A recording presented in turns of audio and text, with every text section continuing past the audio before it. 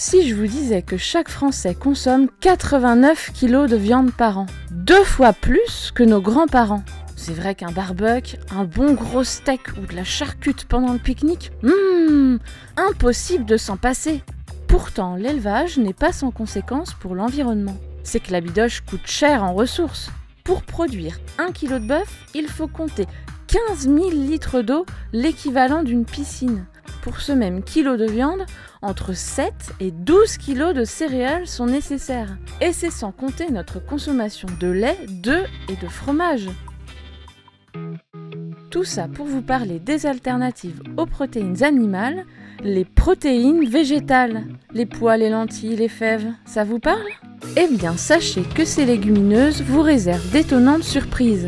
Direction l'UMR PAM, laboratoire de recherche à Dijon, pour en savoir plus.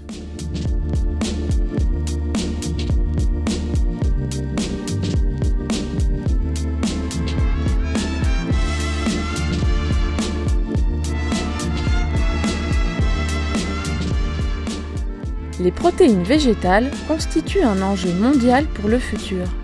En 2050, nous serons presque 10 milliards d'êtres humains sur Terre. La FAO prévoit un accroissement de 30% de la demande mondiale en protéines à l'horizon 2030. Mais ce n'est pas tout, l'enjeu est aussi économique. Le coût de production des protéines végétales est inférieur à celui des protéines animales. Les protéines végétales, qu'est-ce que c'est vraiment ? Qu'est-ce qu'on peut faire avec ? Eh bien, les protéines végétales, comme les protéines animales, sont des nutriments qui contiennent des acides aminés et ces acides aminés nous servent dans l'alimentation à construire notre masse musculaire. Les sources de protéines végétales sont nombreuses, notamment dans les légumineuses. Donc, tout le monde connaît le soja, mais il y a d'autres sources de légumineuses. À l'UMR PAM, les équipes travaillent en particulier sur le pois jaune et la févrole, source importante de protéines, puisque ces graines en contiennent environ 25%. L'objectif de nos travaux est d'améliorer les voies d'extraction des protéines, mais aussi de maîtriser la qualité de ces substrats protéiques pour les rendre plus fonctionnels et ainsi plus facilement utilisables dans les produits alimentaires. Nous pouvons contrôler la composition, modifier la structure des protéines afin de les rendre, par les procédés, afin de les rendre plus fonctionnelles, c'est-à-dire plus aptes à former des gels, à former des mousses, à former des émulsions. Afin de développer différents produits alimentaires, nous pouvons reconstituer un lait de pois. Un des problèmes des protéines végétales est leur solubilité, donc pour améliorer cette fonctionnalité, nous pouvons soumettre cette suspension à différents traitements. Donc un des traitements est le traitement par haute pression, donc on peut développer des pressions jusqu'à 1000 fois la pression atmosphérique, ce qui va permettre de réaliser une dispersion par voie hydrodynamique.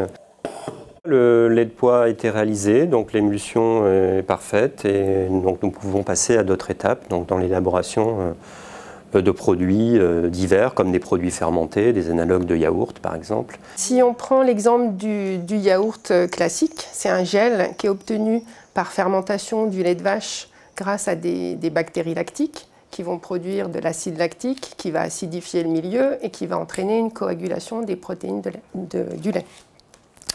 Donc, dans le cadre de nos travaux, on a travaillé sur du lait de pois, qui est un jus issu des graines de pois et qui va être enrichi en sucre pour que la fermentation puisse avoir lieu et qui va entraîner également une coagulation. Donc, on va obtenir un gel à base de protéines végétales qui va ressembler à un lait de vache classique et qui va être, par contre, tout végétal.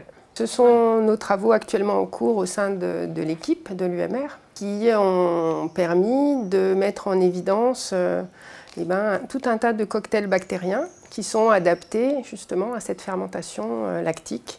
Alors certaines bactéries vont produire en plus des exopolysaccharides qui sont des agents texturants qui vont permettre d'obtenir un gel plus ferme. D'autres vont acidifier plus rapidement. Donc ça, c'était des travaux qui ont été réalisés dans le cadre d'une thèse au sein du laboratoire. Mais ce n'est pas si simple que ça en a l'air. Les chercheurs rencontrent des problèmes par rapport à la saveur, à la texture et aux défauts d'arôme qu'apportent les protéines végétales lorsqu'on les incorpore dans les aliments.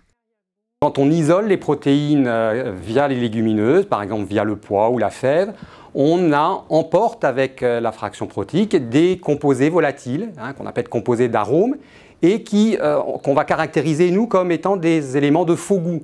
Alors la notion de faux goût est assez arbitraire, puisque si je prends des pois cassés et que j'en fais une purée, eh bien, cette purée elle a le goût d'une purée de pois cassés.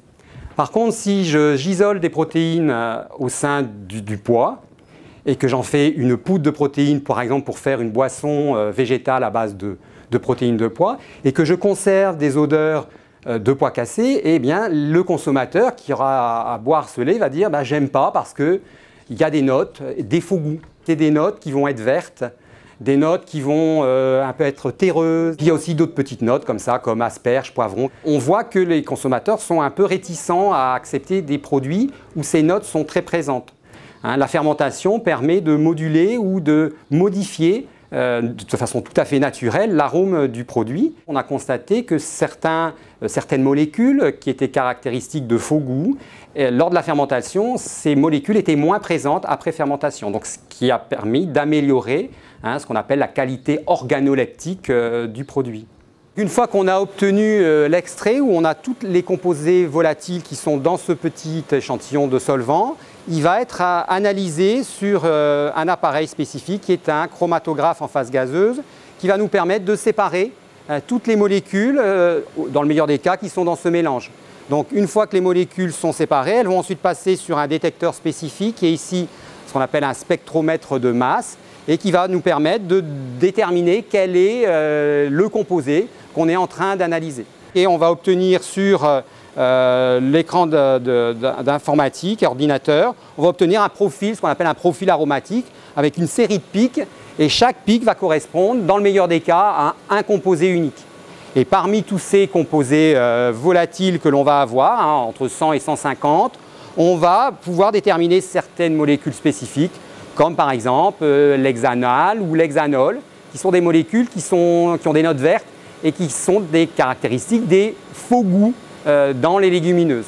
On a établi un protocole d'évaluation sensorielle où on a fait décrire par les consommateurs le produit idéal, le produit végétal idéal. Et chaque consommateur a rédigé une liste de vocabulaire qui serait pour lui caractéristique d'un produit végétal idéal.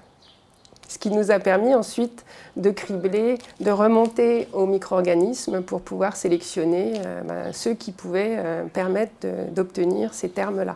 C'est vraiment des études qui sont à la fois de texture, donc de physico-chimie, de microbiologie, mais aussi d'appréciation par le consommateur, ce qui est important. L'introduction plus massive des protéines végétales issues des légumineuses va passer par, on va dire, deux grandes phases. Peut-être celle qu'on est en train de travailler, qui est la sélection variétale, et puis l'amélioration des propriétés organoleptiques par des fermentations. Et puis il y aura aussi certainement une phase où le public, le consommateur, va petit à petit s'habituer à avoir dans son assiette autre chose que des produits à base de produits d'origine animale, donc de plus en plus de produits d'origine végétale. Alors on a le 100% lait de vache, bon ça c'est connu, le 100% lait de soja avec les yaourts au soja, c'est connu aussi, mais l'intermédiaire, c'est des produits qui n'existent pas actuellement sur le marché et qui sont l'objet de nos études au sein de notre UMR.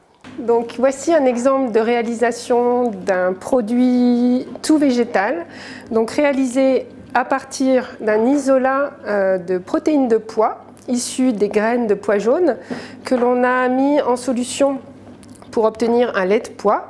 Ce lait de pois ensuite est thermisé et mélangé à de la crème coco qu'on va aromatiser ensuite avec du cacao par exemple pour obtenir un produit, une glace toute végétale aromatisée au chocolat. Donc c'est pas mal du tout. Au niveau de la texture, c'est bien. Par contre, il reste encore des travaux à mener pour essayer d'améliorer les problèmes d'astringence et d'arrière-goût qui sont liés aux protéines végétales. Les protéines végétales ont de l'avenir. Et question faux goût, il semble que certains aliments passent déjà très bien auprès des consommateurs. Alors, étonnantes ces protéines végétales de l'UMR PAM. La planète a de quoi se nourrir ad vitam aeternam. Mais comme il y a du bon dans les protéines végétales comme dans les protéines animales, on peut se prévoir un bon steak de charolais, cette bonne vache bien de chez nous.